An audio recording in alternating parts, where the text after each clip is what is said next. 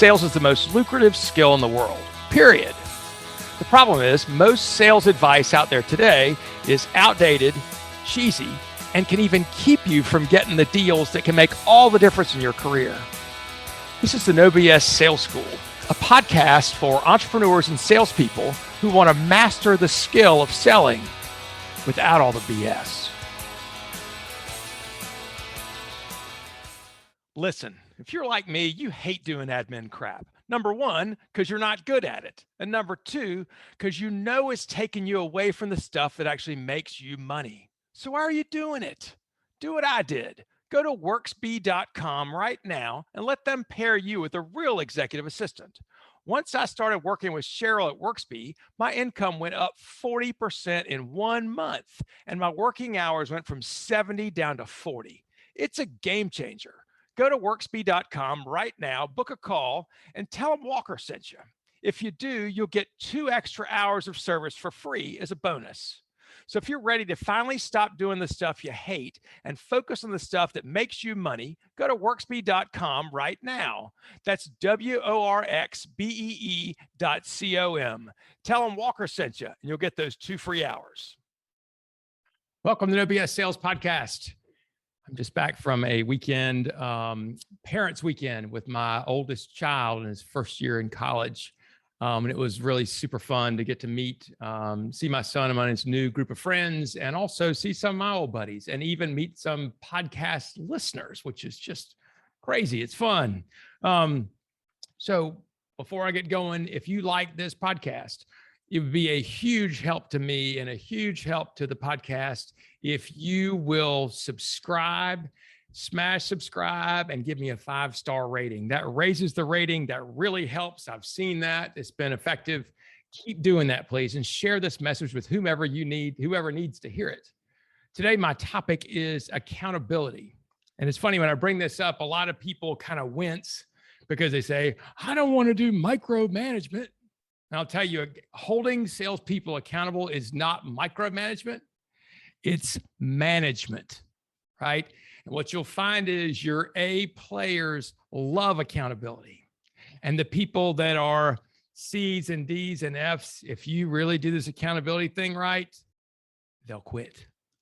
They'll get out of your hair. You can save the money and save the headache, and the right people will come to your company.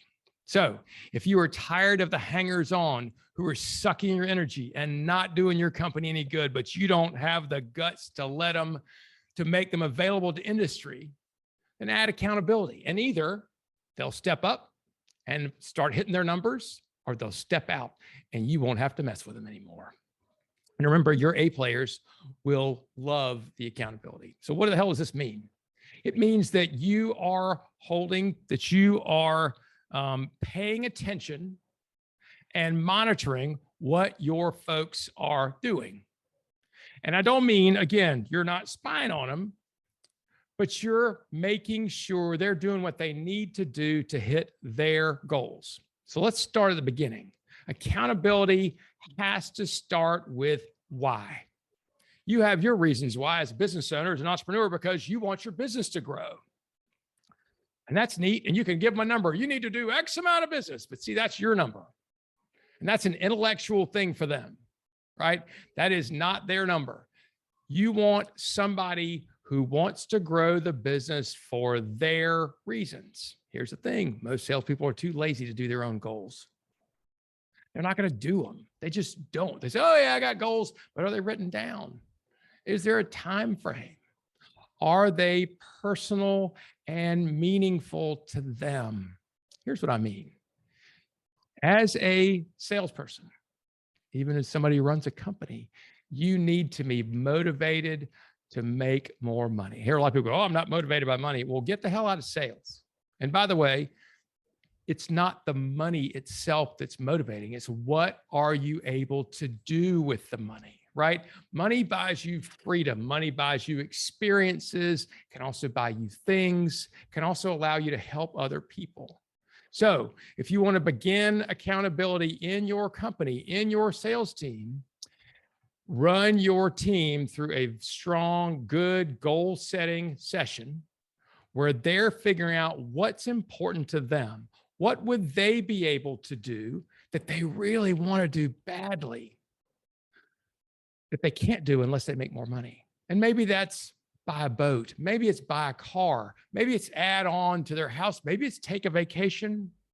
If they say, well, there's really nothing I want, then say, how about ask your spouse, what would your wife want to do if you brought home another $50,000 in your paycheck next year? Right? So if you don't have a goal, I guarantee you the person you live with does. And if they can't think of anything, if there's nothing there, then chances are you got the wrong person. And I would challenge them on that. I want you to each person. Now, let me back up. Sometimes it doesn't have to be a thing. One of my clients that came to me 10 years ago was a financial planner. He was already making $500,000-$600,000 a year, which, Columbia, South Carolina is pretty good money. And I said, why in the hell would you, who's already doing this well, why in the world would you hire me to help you sell more stuff? And he said, here's the thing. I have a house that's paid for. I have the cars. I have vacation. I even have retirement set up. He said, however, I have pledged to my church that right now I send 5 missionaries to Russia every year at $20,000 a piece. I write my church a check for $100,000 a year to send missionaries to Russia. I love that. Been doing it for the last 10 years. They've asked me to triple the money. They've asked me to give $300,000 to send 15 missionaries next year. And I want to be able to do that. I'm committed to that, right? That was his passion. It wasn't anything for him. It was for other people. So whatever it is for you, find that. Whatever it is for your salespeople, they need to know, they need to write it down, and you need to know what it is, right? Because it should be your responsibility through accountability to help them get what it is that they want. So here's how this goes. We need to find out their goal, their vision, their why. Right? Why is it important to them? And the more time we can spend, or the more time we ask them to spend, you got to find something you really care about that matters to you, that you'll be angry if you can't do it. Right? Something that's that would be great for you, that's important, right? We need to be motivated by these things because we're asking people to do hard stuff. So we start with goals and vision. It has to happen. Number 2, they got to have a plan. So they say, well, let's just use this example. I want to buy a boat. Okay, great. So how much does a boat cost? $50,000. So you're going to finance some of that boat? Yeah, I'll probably finance 30. I'll need 20 to put down on it. Okay, that's fine. So how are we going to figure out how to get you another $20,000? Let's create a plan for that. How many extra clients you need to bring in? How much, whatever it is, how much do you have to sell to make another $20,000? Well, I got to sell, I'm making this up, $1 million. All right, well, let's figure out how to do that. How many clients do you have to bring in an extra $1 million? What would they need to look like? How would you do that? Is it through calling? Is it through networking? Is it through asking for referrals? It's probably some combination of those things. But have them figure out exactly what's their plan. How many do you need to have? What do they need to look like? And have them think about that. Don't you tell them, you ask them. Let them do the math. Because if you do the math, they don't own the math. Do this with your prospects, by the way, too. Always let them do the math. But with your salespeople, you want to help them reach their goals. Say, come up with a plan. How are we going to do that? How many new clients do you have to have? What kind of revenue would they have to generate? Is that real? You think you can do that, right? Challenge them on it. From the plan, now we got to go to actions. So the actions are, what are you going to do to make your plan happen? Right? What are the daily and weekly behaviors you need to do to make your plan happen so that you can get your boat, for example? And let them figure that out too. And maybe they say, well, let's see, I'll need to make, 50 dials. I'll need to have, 5 meetings a week. I'll need to ask, 2 clients a week for introductions, and I'll need to, I'll need to go to a couple of networking events a month and find 2 people that I can call for business. You say, okay, how about write that down? Then I want you to ask them another question. What could keep you from doing those things? What could keep you from doing those things? And let them ponder that for a minute. If they say nothing, just say bullshit. What could come up that could keep you from, and let's just say that you can manage. We can't control whether or not we get the damn coronavirus. We can't control whether or not, something happens, but we can control and we can hold ourselves accountable for what we do. This is where a lot of managers screw up, because what they try and do is just manage by the numbers, which means the revenue that came in last quarter. Oh, we got the right amount of number. You're supposed to hit $100,000, hit $100,000. Good for you. We win. Here's the problem with that. You don't know how you got there. It's not repeatable. And sometimes when you give somebody a goal of $100,000 as your number, they could have sat around for 10 of the 12 weeks. And all of a sudden the phone rings, somebody calls and says, I'd like $100,000 worth. They got lucky. And then they reached their goal, the company goal, their goal, whatever. And you say, hey, congratulations, go do that again. And the only lesson they've learned is, shit, I hope my phone rings. So I want them to do the work, because what we can manage is behavior. We can hold people accountable for behavior, because I know if they're making calls and in front of people, they're going to generate more business than if they're not. If nothing else, that's the case. So what do you think you need to do on a weekly basis, a daily basis to do that, to make that number work? What could keep that from happening? What are some excuses you might be making? What are some things that you might let get in the way? And then what do you think you ought to do about that? How will you prevent that from happening? Right? That's the question you ask them. How will you prevent that from happening? Next question is, how can I help you? What you can say is, you said it's going to take 50 dials a week and 5 meetings to get where you want to go.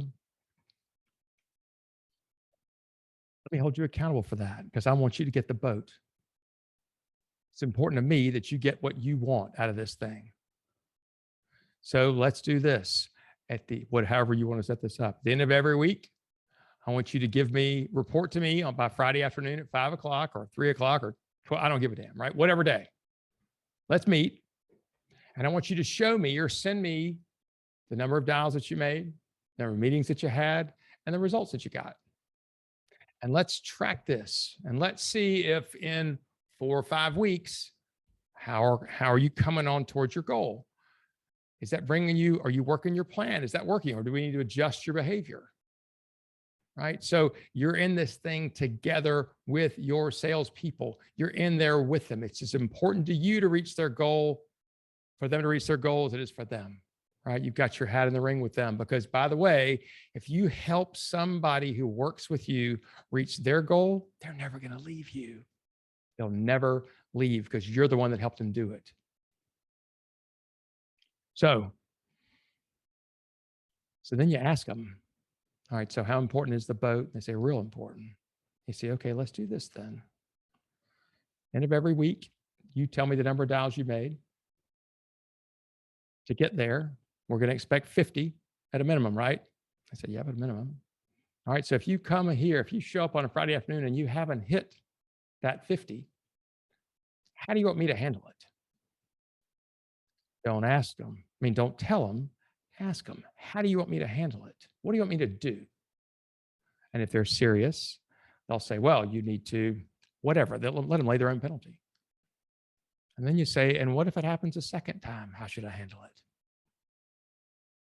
Let them squirm on that a little bit. If they say something stupid like, well, you give me a raise or something, say, okay, let's pretend that's not good enough. What else? Right? Ask questions, ask questions, ask questions. And they'll give you a second penalty, which should be stronger than the first. And then say, and how about a third time? And if they don't say you should fire me, then you should probably fire them. Point being, this has to be important to them. Let them lay their own trap, in effect. This will tell you how important it is to them to achieve what it is they said they wanted to do. Here's the trick. Chances are their goals for themselves are going to be higher than whatever you would have put on them. We don't ever think highly enough, right? But our people They want stuff. This is why they're working. If they weren't trying to get better, they didn't want to grow more, they probably get the hell out of sales. And maybe they should. Maybe you can help them if they're not willing to do it. This is the place where you will separate your winners from your hangers-ons. And you're right, you may lose a few people. And guess what? That's not a bad thing, because as soon as the guys on the bottom drop off, I promise your culture will improve. And the guys that stand on the water cooler and go, thank God. How long was it going to take? How long was it going to take for them to get rid of these people? Can't tell you how great that is. Bring accountability into your sales team. You can change the world. You can change your business radically. If you don't have that, you're really just playing. You're not doing anything. If you have questions about that, call me. We talk about this from time to time. Please subscribe to this podcast. Give me 5 stars. Call me if you need me. 803-917-2817. I'm Walker McKay with No BS Sales.